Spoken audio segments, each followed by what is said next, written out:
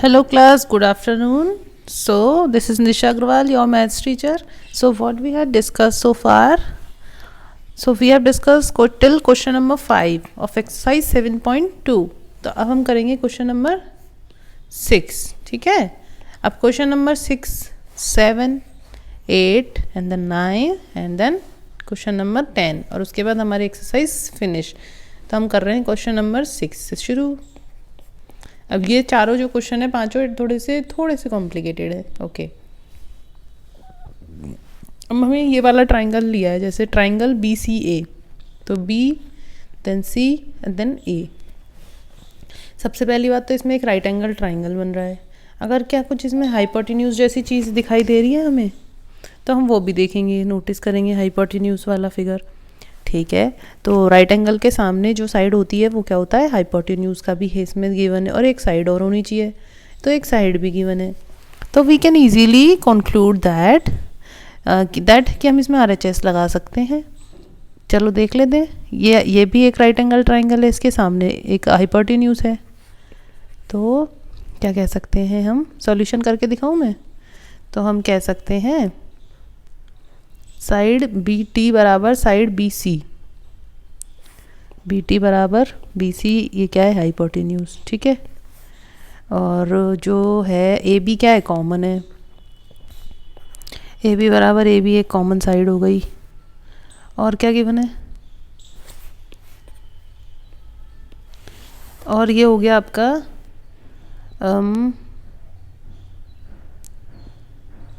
B T A. और हम इसमें दूसरी प्रॉपर्टी भी लगा सकते हैं. देखो RHS लगा सकते हैं, और ट्राई करें ट्रिपल ए लगा सकते हैं. ट्रिपल ए तो होती ही नहीं है. साइड एंगल साइड लगा सकते हैं, ये साइड ये एंगल और ये कॉमन साइड. फिर यहाँ से चले साइड एंगल और ये कॉमन साइड. तो इसका मतलब हम इसमें ऐसे एस प्रॉपर्टी भी लगा सकते हैं. तो अब कैसे भी प्रूव कर लो, तो हम ऐसे ऐसे कर लेते हैं. ठीक है, तो साइड पता ही है, तो ये वाला एंगल टी बी ए बराबर दे रखा है सी बी ए.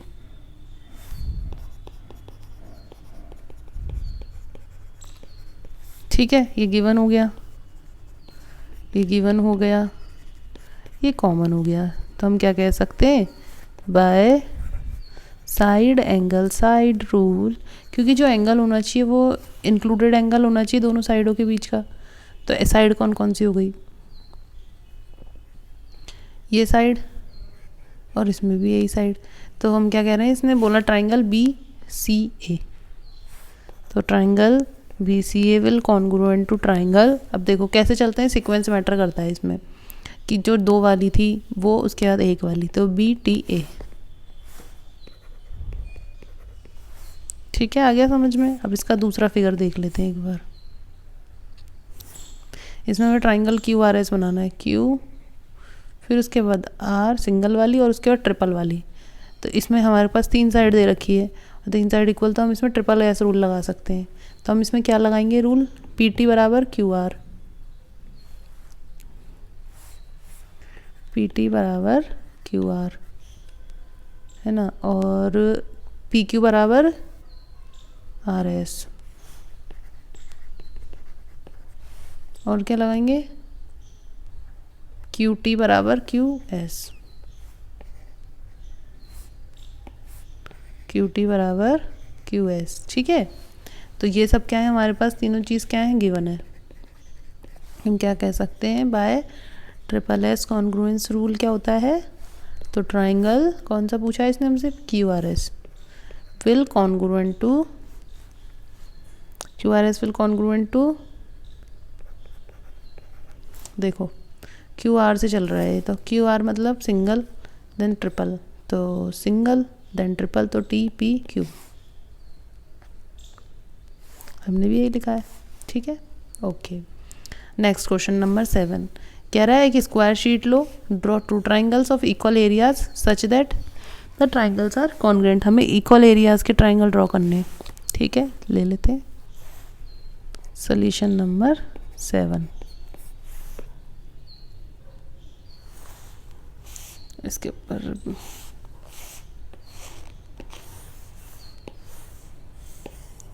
ब्लैंक पेपर लगा देते हैं. ठीक है, क्या कह रहा है ये कि एक स्क्वायर शीट ले लो।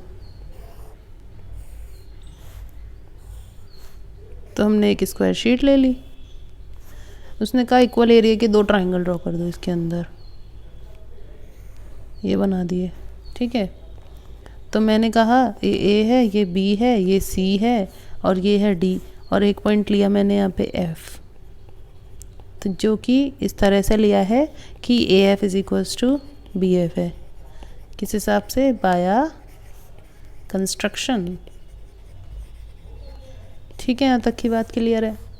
अब ये स्क्वायर है तो चारों साइड आपस में बराबर होगी, बड़ी बनी सी बात है। बी सी बराबर सी डी बराबर ए डी, बिकॉज गिवन है स्क्वायर। ठीक है, अब देखो हम पहला केस प्रूव करते हैं in triangle A D F and B C F.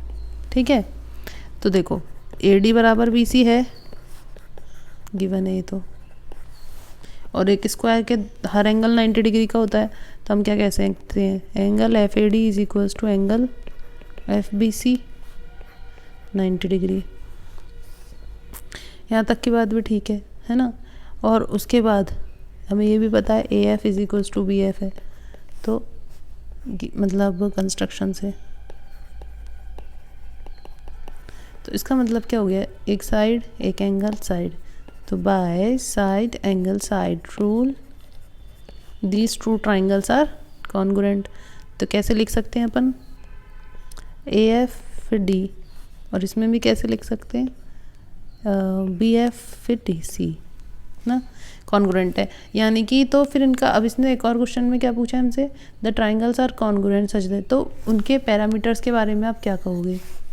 तो पहले केस में दोनों ट्राइंगल कैसे कॉन्ग्रुएंट है, तो दस द पेरीमीटर। अच्छा, पेरीमीटर से क्या समझते हो आप? पेरीमीटर से का मतलब होता है कि ये साइड और ये साइड, इन तीनों साइड का sum of both triangle are same, क्योंकि इन करस्पॉन्डिंग या आपस में कैसे कॉन्ग्रुएंट है, यानी कि एक दूसरे के इक्वल है। अब दूसरा केस लेते हैं इसी में। इसमें कह रहा है अगर ये कॉन्ग्रुएंट नहीं हो तो हम कौन से ट्राइंगल ले लें जो कॉन्ग्रुएंट नहीं है? तो हमने ले लिया एक A D F and triangle C D F. ठीक है, ए डी एफ और सी डी एफ आपस में बराबर नहीं है। कैसे पता चला आपस में बराबर नहीं है?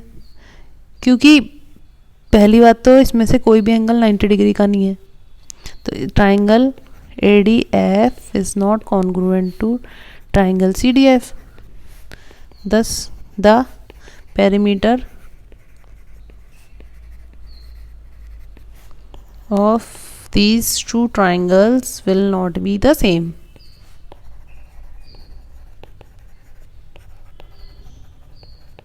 यहाँ तक क्लियर हो गया? क्वेश्चन नंबर 6, 7 क्वेश्चन क्लियर हो गया।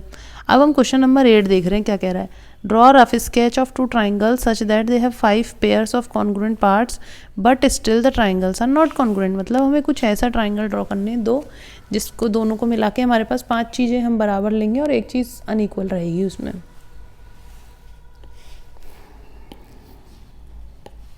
चलो देखते हैं क्वेश्चन नंबर कौन सा है? 8। तो हमने 2 ट्राइंगल ले रहे हैं, तो सबसे बेस्ट तरीका होता है राइट एंगल ट्राइंगल ही ले लो, सबसे सेफ ऑप्शन है ना।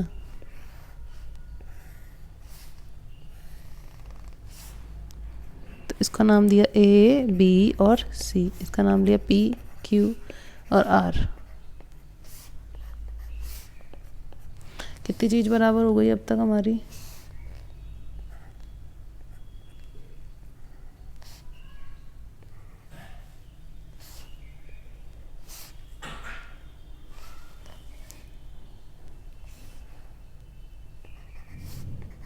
देखो कौन कौन सी 5 चीज़ बराबर है हमारे पास?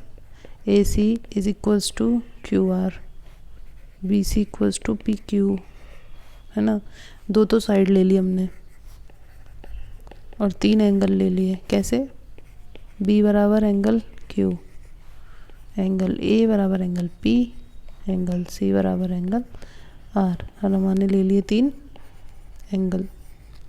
फिर भी ये दोनों ट्राइंगल कैसे कॉन्ग्रुएंट नहीं है। अभी कैसे देखें हमने कौन कौन से क्राइटेरिया पढ़े, SAS, ASA, SSS and then RHS।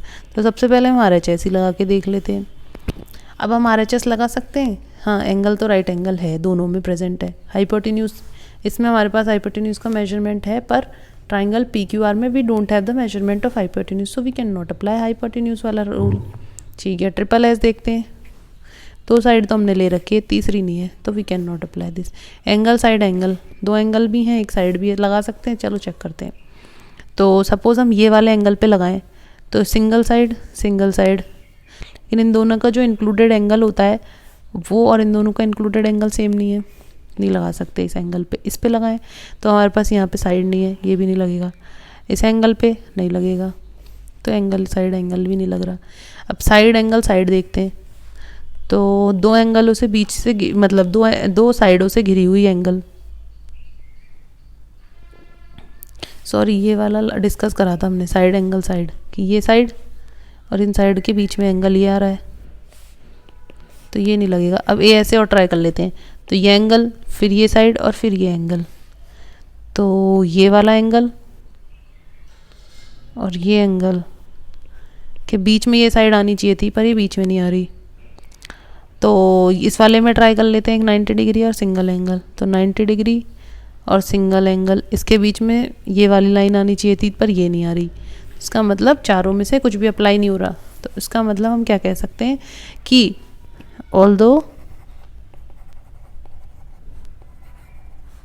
We have 5 congruent parts, but still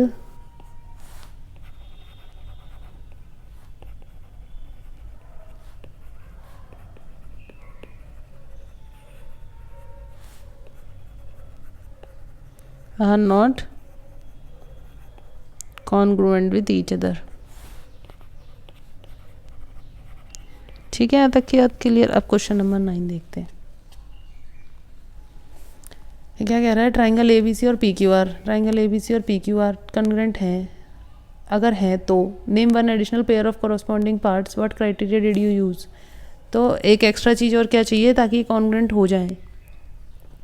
देखो या तो तुम इसमें लगाओ RHS, तो वो तो हम नहीं लगा सकते, उसके लिए हमें दो चीज़ चाहिए। क्यों, RHS के लिए हमें एक साइड चाहिए और एक हाइपोटेन्यूज चाहिए, तो इसमें साइड का मेजरमेंट भी नहीं है और हाइपोटेन्यूज का भी नहीं है, तो ये नहीं लगाएंगे।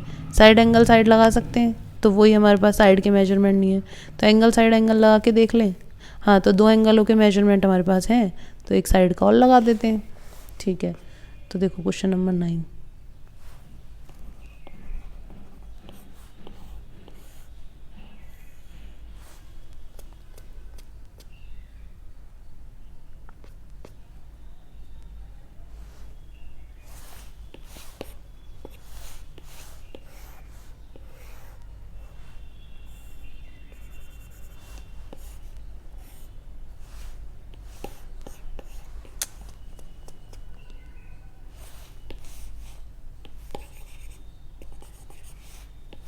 चलो इस डायग्राम को नीचे ले चलते हैं।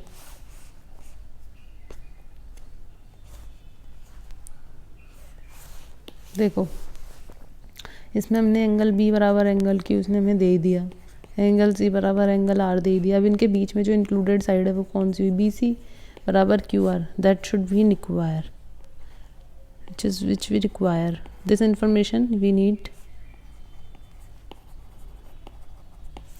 ये वाली इन्फॉर्मेशन गिवन है, ये क्या है गिवन है। ट्रेडिशनल इन्फॉर्मेशन क्या चाहिए, फिर उसके बाद हम क्या कह देंगे, by angle side angle rule triangle ABC will congruent to triangle। ठीक है, अब question number 10,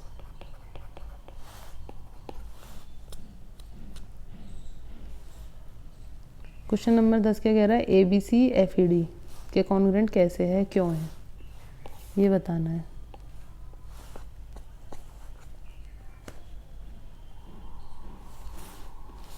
So we need to prove this triangle ABC is congruent to triangle FED। ठीक है, समझ में आ रहा है क्लास, बोरिंग तो नहीं लग रही। ठीक है, ट्राइंगल एबीसी और एफईडी को हमें कॉन्ग्रुएंट प्रूफ करना है। देखो ध्यान से देखोगे तो एक राइट एंगल है और हाइपोटेन्यूज का मेजरमेंट नहीं है, तो आरएचएस तो नहीं लगा सकते, हटाओ दो उसको, कैंसिल। अब हमारे पास दो एंगल है, एक साइड है, लेकिन जो साइड है वो इंक्लूडेड साइड नहीं है, हटा दो इसको भी, तो एंगल साइड एंगल भी नहीं लगेगा। अब तीसरी प्रॉपर्टी हम क्या लगा सकते हैं इसमें, angle A is equals to angle F, ठीक है, angle B is equals to angle E. तो दो एंगल हो गए हमारे पास। अब जो साइड आनी चाहिए थी वो होनी चाहिए थी A V is equals to F होनी चाहिए थी, पर इसने हमें दिया क्या है कि B C is equals to D है, यानी कि जो साइड बी सी है वो साइड किसके बराबर हो जाएगी, डी ई के बराबर। अब चलो अब इसमें एक चीज़ देखते हैं हम, अब हमारे पास बचता तो यही एंगल है और इसमें ये बचता है, तो अगर ये दो एंगल बराबर है तो एंगल सी और एंगल डी भी तो बराबर होंगे, कैसे, बाय ट्राइंगल सम प्रॉपर्टी। अगर नहीं समझ में आ रहा तो एक एग्जांपल लेके समझा देती हूँ। देखो ये 90 डिग्री ये तो है ही, और ये वाला मान लिया मैंने 30, तो ये जो आएगा इसमें भी ये वाला 90 है, तो ये वाला 30 हो गया, तो जितना ये बचेगा ये कितना आएगा, ये 60 आएगा, तो ये भी हमेशा 60 आएगा, तो इसलिए ये वाला एंगल और ये एंगल भी बराबर। तो हमें क्या मिल गया, दो एंगल मिल गए और इनके बीच की साइड मिल गई, दो एंगल मिल गए, इनके बीच की साइड मिल गई इंक्लूडेड, तो हम क्या कह देंगे, by angle side angle rule then triangle B, क्या क्या पूछा इसने हमसे, A B C F E D,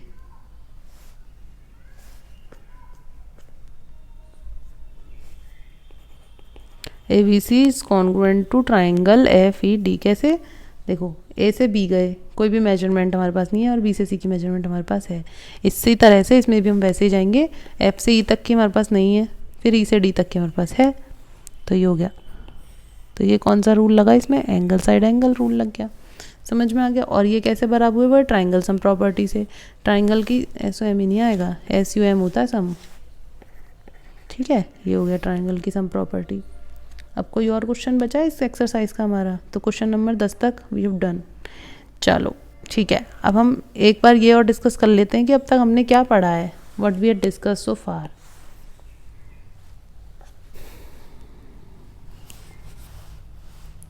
देखो हमने क्या क्या डिस्कस कर लिया अब तक, क्या डिस्कस किया कि congruent objects are exact copies of one another. हमें पता है कि कॉन्ग्रुएंट ऑब्जेक्ट्स का क्या मतलब होता है कि वो एक दूसरे की एग्जैक्ट कॉपी होते हैं, यानी हूबहू शक्ल, यानी कि अगर एक को छुपा दें दूसरे को दिखाएं, दूसरे को छुपाएं एक को दिखाएं, तो हमें नहीं पता चलेगा कि कौन सी कॉपी कौन सी है, ठीक है। और हम कौन सा मेथड यूज़ करते थे इसके लिए, सुपरपोजिशन का मेथड प्लेन फिगर के लिए। और इसके साइन को कैसे रिप्रेजेंट करते हैं, इक्वल लगाया और उससे उल्टा एस लगा दिया। और अगर दो लाइन सेगमेंट कॉन्ग्रुएंट है तो इसका क्या मतलब है कि वो दोनों लाइनें आपस में बराबर होंगी, यानी कि वो इक्वल लेंथ की होंगी। और अगर दो एंगल बराबर हैं तो इसका मतलब क्या है कि वो दोनों जो एंगल अगर कॉन्ग्रुएंट है तो इसका मतलब मेजरमेंट दोनों एंगलों का बराबर है, ठीक है। हालांकि हम मेजरमेंट को ऐसे नहीं लिखते हैं, हम ऐसे ही लिखते हैं। उसके बाद हमने पढ़ा triple S rule. Triple S rule में हमने क्या पढ़ा कि दो ट्राइंगल कॉन्ग्रुएंट कब होंगे, जब तीनों साइड्स, एक किसी ट्राइंगल की तीनों साइड दूसरे ट्राइंगल की तीनों साइड से मिलेंगी, यानी उनके बराबर होंगी, तो क्या हो जाएगा, ट्रिपल एस रूल लग जाएगा।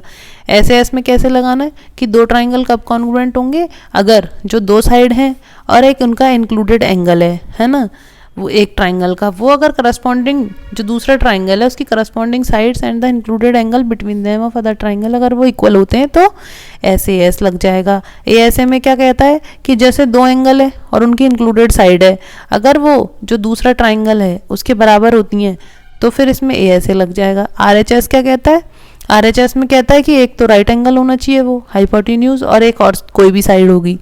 तो अगर ये बराबर दो राइट एंगल ट्राइंगल हो गए, वो कॉन्ग्रुएंट किस कंडीशन में हो गया, hypotenuse and leg of one of the triangles are equal to the hypotenuse and the corresponding leg of the other triangle, ठीक है। और ट्रिपल ए जैसा क्राइटेरिया कुछ भी नहीं होता। क्यों नहीं होता, क्योंकि मैंने आपको क्वेश्चन भी करा चुकी हूँ, फिर भी एक और बार बता देती हूँ। एक जो फिगर हो सकता है वो दूसरे फिगर का इनलार्ज्ड कॉपी भी हो सकता है। हालांकि ये एंगल मान लो ये सब बराबर है, ये 30 60 ऐसे करके बराबर हैं ये, लेकिन एक ट्राइंगल छोटा है, एक ट्राइंगल बड़ा है, क्योंकि ये जो पूरा ट्राइंगल है ये 4 सेंटीमीटर में बन सकता है, ये 2 सेंटीमीटर ही बन सकता है। हालांकि इसमें तीनों एंगल बराबर हैं, लेकिन ट्राइंगल तो एक दूसरे के ऊपर नहीं आ सकते, एक छोटा है, एक बड़ी कॉपी है, तो इसलिए ट्रिपल ए रूल फॉलो नहीं करता कॉन्ग्रुएंसी के लिए। तो अब हमारा चैप्टर नंबर 7 फिनिश हो चुका है। कोई भी डाउट हो किसी भी तरह का तो जस्ट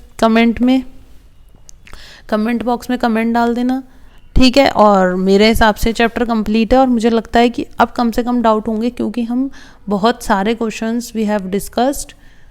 और अपने दोस्तों के साथ मेरी वीडियो को शेयर करो, उनको भी पढ़ने का मौका मिले आगे तक। चलो ठीक है, थैंक यू।